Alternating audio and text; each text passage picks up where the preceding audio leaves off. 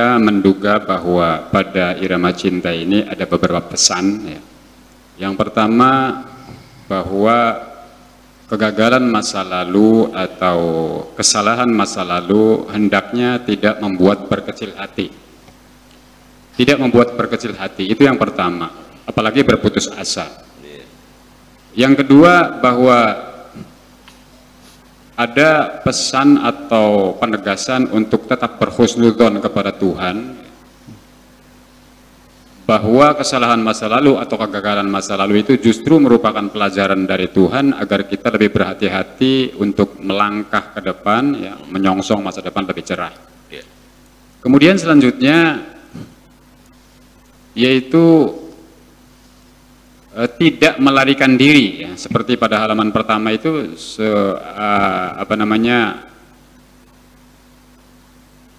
merupakan pesan yang penting bahwa kita tidak melarikan diri dari menghadapi suatu persoalan yang sulit, sesulit apapun, tetapi kita menghadapinya dengan tenang, dengan tekun, dengan baik, ya, sehingga kemudian bisa diselesaikan dengan baik. Itu beberapa pesan yang bisa saya duga seperti itu. Kemudian saya punya satu pertanyaan, ya, dua malahan, ya, boleh, yaitu pada halaman 5 bahwa laki-lakinya mengatakan dia memberikan kebebasan penuh dan dia katanya dia punya pilihan sendiri. Ini yang saya kira menjadi teka-teki, ya. Sebenarnya dia punya pilihan siapa gitu. Tapi sebab di satu sisi dia mengatakan bahwa dia mencintai perempuan ini. Kemudian pada halaman 7 juga disebutkan atau menjadi teka-teki besar lagi, yaitu bagaimana laki-lakinya dia tidak ingin dulu masuk ke dalam hati perempuan itu dengan begitu bebasnya masuk ke dalam hati perempuannya sebelum dia ingin mengatakan atau memberikan kiat-kiat atau bagaimana mengatasi persoalan kesedihannya itu. Tapi di sini tidak disebutkan kiat-kiatnya gitu. Kita bisa melihat pada halaman 7 itu laki-lakinya mengatakan bagaimana caranya mengatasi kesedihan atau ketidakmampuanmu untuk melupakan kekasihmu yang dulu gitu. Demikian, terima kasih. Ya. Terima kasih Pak Kiai Imran.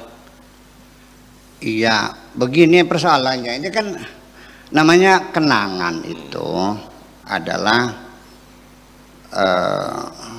perangsang yang sudah ditanggapi, direkam, masuk dalam memori kita ini sendiri. Ketika masih di permukaan, masih sadar, masih kita lihat, kita raba, ini masuk dalam wilayah namanya conscious, akal sadar kita, memori sadar kita. Jadi sesungguhnya pikiran kita ini, ya, memori kita ini seperti gunung es yang muncul itu hanya 12%-nya. Ini laut, ini gunung. Di bawahnya lebih besar lagi. Nah, jadi kita ini sangat terbatas sekali. Ruang conscious, kesadaran itu sangat terbatas sekali. Karena tidak akan lama segera akan turun, namanya pre-conscious.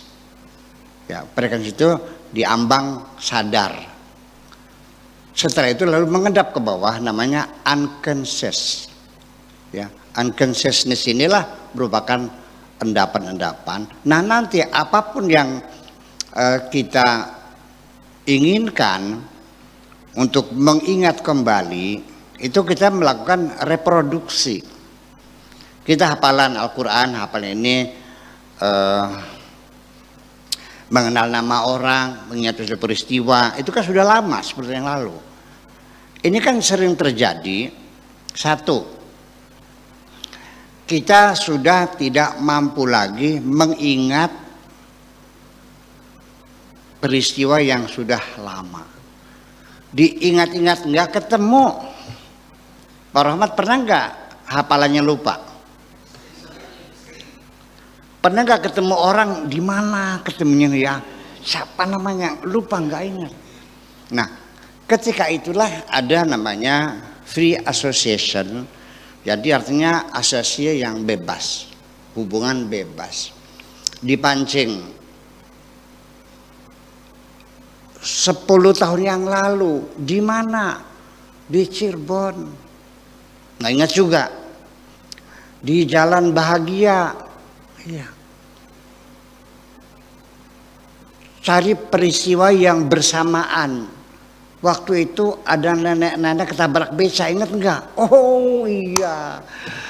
Habis itu kita ngopi bersama kan? Ah iya, itu dia. Nah itu kan kita mencoba untuk meluaskan, artinya free association itu membangun satu untuk mereproduksi. Betapa sulitnya kita untuk mengingat kembali.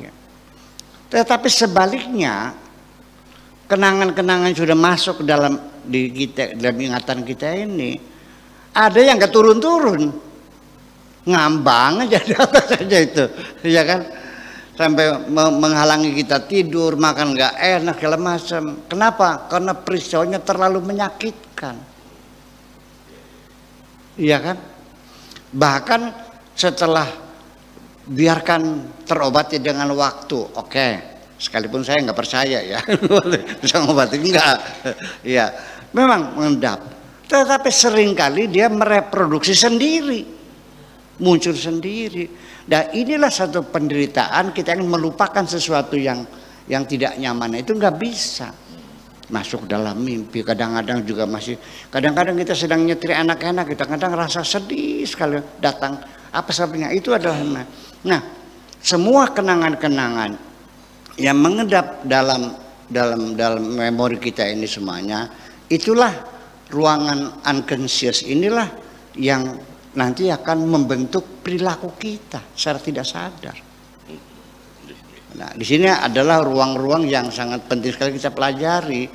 Jadi satu, untuk melupakan kekasihmu yang dulu, memang tidak sebutkan kan tapi sudah satu.